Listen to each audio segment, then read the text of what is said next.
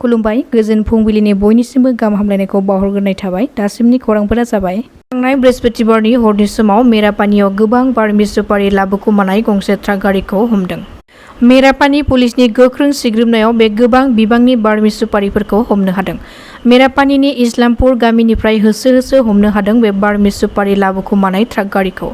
रिपर्टनि बादिब्ला सुरां फालांगिरिफोरा नागालेन्डनिफ्राय मोनसे सिखाव लामाजों बारमि सुपारि स्मार्गलिं खालामना लाबोनायनि बागै मोनसे स्रोद सुलुंनि गेजेरजों खौरां मोननाय लोगो लोगो मेरापानि पुलिस बिफाना अपारेशन खालामदोंमोन आरो गासै 16 बस्ता बारमि सुपारिजों लोगोसे ट्राकखौबो हमनो हायो। नाथाय ट्राक ड्राइभार आरो हेन्डिमेनआ खोमसिनि खाबुखौ लानानै खारखोमालांनो हायो।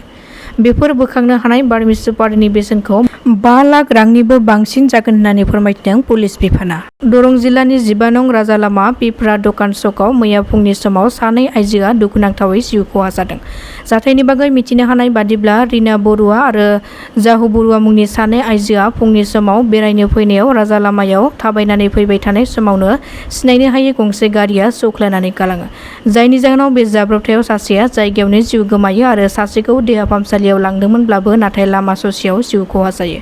बे जिउ खहा जानाय सानै आइजोखौ कथालसिं पारागाव गामिनि थागिबिमोन होननानै सिनायथिनो हादों। मणिपुरि रावा आसामनि लोगो राव महरै गनायथि मोनबाय।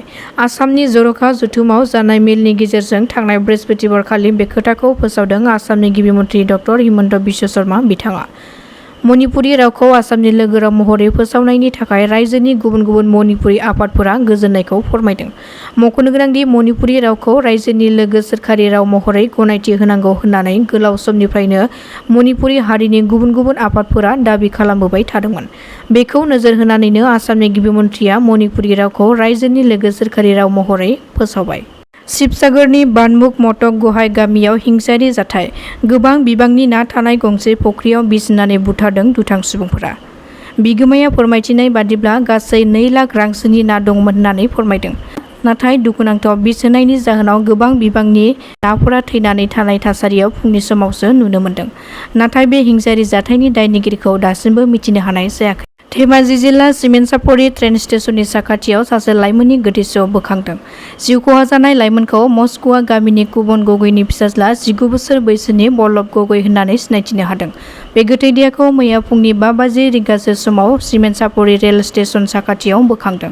नखरनि सुबुंफोरा फोरमायथिनाय बादिब्ला बल्लभ गगैखौ थांनाय बृहस्पतिबारनि 2 रिंगासो समाव सोरबा लेंहरबाय थादोंमोन।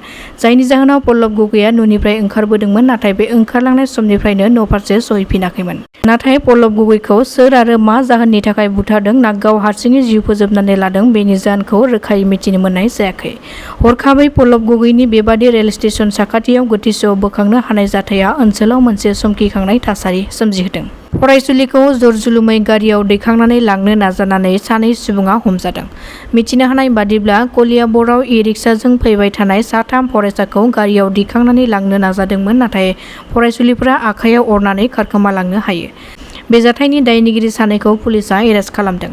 हमजानाय सानै सुबुंखौ अपरजित मण्डल आरो सासेखौ बिपन अधिकारी होननानै सिनायथि होदों। दायनिगिरिखौ गोख्रों साजा होनो थाखाय दाबि दैखांदों नखरनि सुबुंफोरा।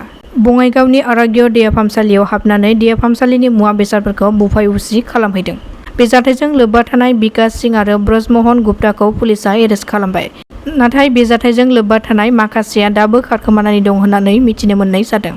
थांनाय बावैसो सान सिगां बिटिआरनि इएम रेवरेवा नार्जारिआ सोरखाराव थानानैबो सोरखारनि हेंथायै बाथ्रा बुंनायनि थाखाय बिथांखौ इएम बिबाननिफ्राय बोख्लायदोंमोन। नाथाय फिन गावनि बेबादि बेले-बेजे बाथ्रा बुंनायखौ लानानै निमाहा बिफिनदों इएम रेवरेवा नार्जारिआ आरो बिटिआर सोरखारनि हेंथायै बाथ्रा बुंला होननानैबो सिमान लायो बिथाङा। दासिमनि खौराङा एसेनोसै। नोंथांमोना खौरांखौ नायनानै मोजां मोनदोंब्ला चेनेलखौ साबस्क्राइब खालामनानै लानो हागोन। गोजोन्थों।